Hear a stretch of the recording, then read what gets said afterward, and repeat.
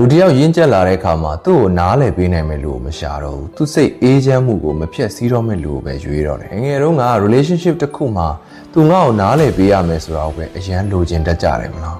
သူငါ့ကို message reply ပြန်ရမယ်သူငါ့ကိုဖြေရှင်းရမယ်သူငါ့ကို proof လုပ်ရမယ်စသဖြင့်ဒါပေမဲ့အသက်အရွယ်နဲ့ experience တွေတိုးလာတဲ့အခါမှာလူတယောက်ရဲ့ဦးစားပေးတဲ့အရာကတဖြည်းဖြည်းနဲ့ပြောင်းသွားတယ်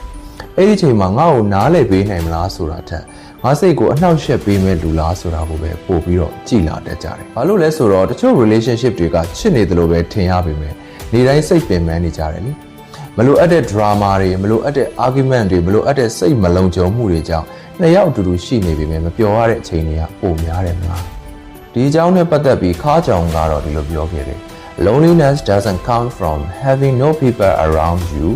but from being unable to communicate the things that matter.တကယ်တော့လူတယောက် mature ဖြစ်လာတဲ့အခါ relationship ထဲမှာ drama တွေမလိုအပ်တော့သူတို့လိုချင်တာက simple conversation ရဲ့အပြန်အလှန်လေးစားမှုနဲ့ပြီးတော့စိတ်အေးချမ်းမှုပါပဲ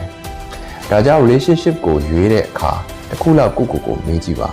ဒီလူနဲ့ငါတူရှိနေတဲ့အချိန်မှာငါစိတ်ပိုအေးချမ်းလာလားဒါမှမဟုတ်ငါပိုပင်ပန်းလာလားပေါ့ရင်းကျက်လာတဲ့ချစ်ချင်းဆိုတာရေကုန်စိတ်လှုပ်ရှားမှုဖြစ်ရတာထက်အေးချမ်းမှုကိုပဲပို့ပြီးတော့တန်ဖိုးထားကြပါတယ်